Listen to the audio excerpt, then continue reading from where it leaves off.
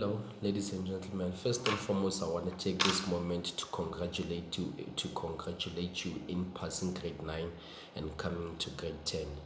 In this grade, we expect you to work hard, we expect you to do your activities, we expect you to ask questions in such a way that if you don't understand, you ask a teacher or you ask your peers. Probably one of them might know the answers. My name is Tobatsumekitze Roots, and today I'm going to be presenting a lesson to you about sexuality education. Now, before we get to the lesson, we have to discuss, or I have to tell you about the class rules. So the class rules are as follows: every learner should wear a mask, and every learner should sanitize when they go out, and when they are out, they should wash their hands, and when they get into class, they should also sanitize in order to be safe. Now, we also have to keep a safe social distancing of about 1.5 meters to 2 meters so that we follow the regulations of the COVID pandemic. Now,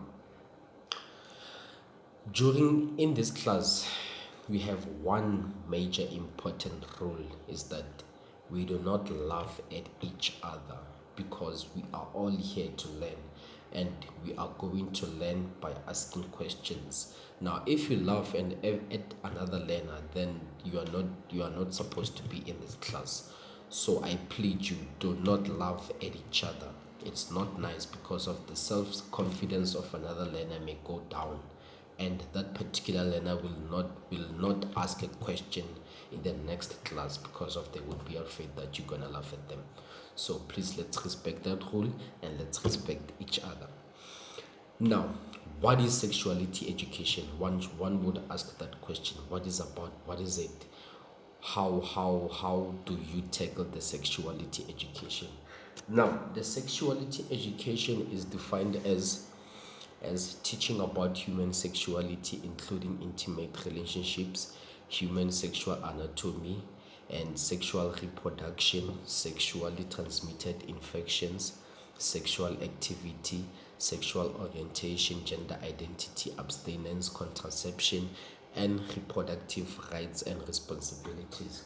So basically, what the sexuality education is about, it's about everything that is included during sexual activity, during sex. How do you have sex? What do you do when you have sex? What happens if you have more than one partner that you become intimate with? Now, under the sexuality education, we have to know the introduction of it, and you have to know the purpose of it. Now, under the introduction, young people face many pressure and risks. Why? Many of these are different than the risks adults may have faced when we were young. HIV and other infections and early unintended pregnancy are those we may think of at first, but there are many unhealthy pressures around relationships and influences that come from many sources. Now, what we mean by this introduction is that the first thing that comes in our mind when we think about sex is about being HIV positive, the unintended early pregnancy because of the adult people who face them at first. You understand? So basically, there are other things that can cause sexual harm to you during sex. Not only these two. So the purpose. Let's go to the purpose and see what we have. The purpose of the sexuality education is that the aim of the activities is to provide you with accurate information on many issues or questions that you have, or about decisions that you face regarding your sexual health and well-being. Now, the activities are practical and interesting for you to try. They are done individually, in pairs, or in groups, so that you can share information and have discussions with your peers. Some of the tasks require that you have discussions with your parents, guardians, or another trusted adult who you feel comfortable talking to about sex openly. So basically, the purpose of sexuality education is to discuss, is to have questions, is to be curious about what happens during sex activities, what happens if my body is becoming like this. Because of when you grow up, you're gonna see your body changes, you're gonna see things changing in your body, and you're gonna have questions, and you're gonna want to open up to someone that you can trust. Obviously, we know that not all of us can talk to our parents about this, but if you can't talk to your parents, then there should be someone that you can talk to, the only person that you can trust, the only person that you feel free about talking to them about anything and everything. So that is the purpose. And another thing is that the activities have assessment tasks that you need to complete. The assessment tasks are engaging and help consolidate new sexuality education content that is included in the lessons. Now, many assessment tasks require you to reflect on your own understanding and decisions about what is being taught. You understand? Through the assessment tasks, you will be able to consider your own behavior and make decisions that will bring you closer to the behavior, values, and attitudes you think are acceptable and good for you. So basically, the activities that we're gonna have, that we are going to face in this assessment, is that they're gonna question you. They're gonna question you in such a way that you reflect about what you understand about this lesson. What do you decide upon this lesson, so that it can improve your sexuality, or it can improve you as a person and understanding yourself better. So what is being taught in this lesson, you will take it and then you will analyze it, process it, and look at the mirror and look at yourself and look at the lesson and be like, okay, so this is what's happening in the lesson. So which means that I have learned 1, 2, 3, 4, 5, 10 in this lesson. So now the topic, now sexuality education, it's a broad concept, and under it there are so many topics. So the topic that I chose to present to you is understanding sexual interest. Now, understanding sexual interest, it's about understanding sexual interest. It's a topic under the life orientation textbook, whereby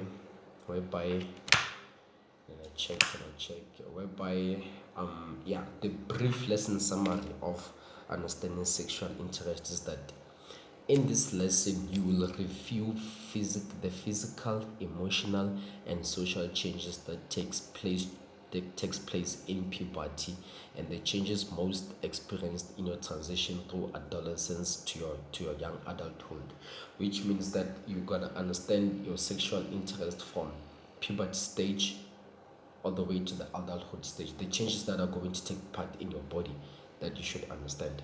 You will have the opportunity to reflect on the changes you have experienced so far and how these have made you feel, as well as the influence these changes have had on you.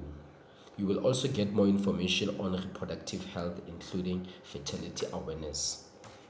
So that is the brief lesson summary of understanding sexual interest. How do you become interested in sex? What are the changes that are going to take part in your body, that are going to tell you that now you are ready to have sex? Not saying that every time you are ready. No. It's not like that. But you are going to know personally. And we have key points under the lesson. Key points are that throughout adolescence, we experience a range of physical, emotional, and social changes as we move from puberty to adulthood, because of there are changes in your body and we are going through those changes. So you're going to feel the emotions, the physical changes that are going to happen in your body.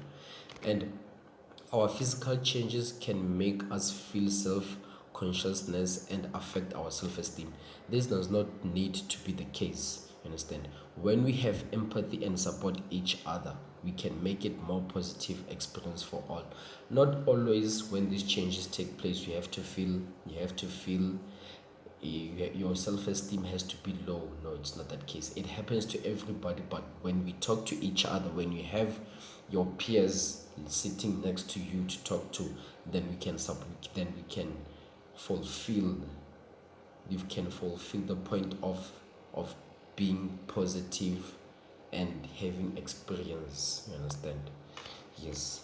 And so this is the lesson that I'm talking about, and there's an activity under it which is understanding sexual activity. So now the introduction under the activity is that this activity explores the normal human experience of sexual interest and feelings. You will explore many of the myths of the myths related to sexual interest through a series of true and false statements. You understand? You will then create dialogues for some of these myths. So, in other words, as you grow up from puberty to adulthood stages and you see the changes in your body, you are going to hear myths about how to have sex and whatnot. So these myths, other myths might be true and others might be false. So it's going to be up to you to what you understand, to what you know from this lesson. You understand? And from your peers too. So we are going to have an activity. I know it's soon, it's early, but the sooner the better you understand what the lesson is about. So the activities that you're going to work in pairs to make up your own dialogue to challenge the following myth and present it in class. Now, the myth states, it is a myth that people with disabilities do not enjoy intimacy.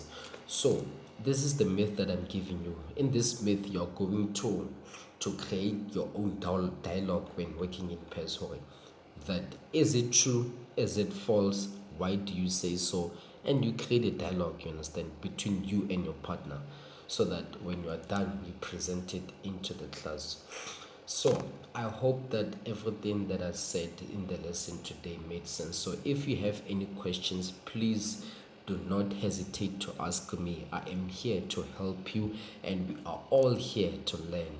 I hope this lesson was fruitful and you enjoyed it. I hope you have a good day too. I'll see you tomorrow. Don't forget to work in pairs, and then we are going to discuss with the whole class tomorrow. Goodbye. Enjoy your day.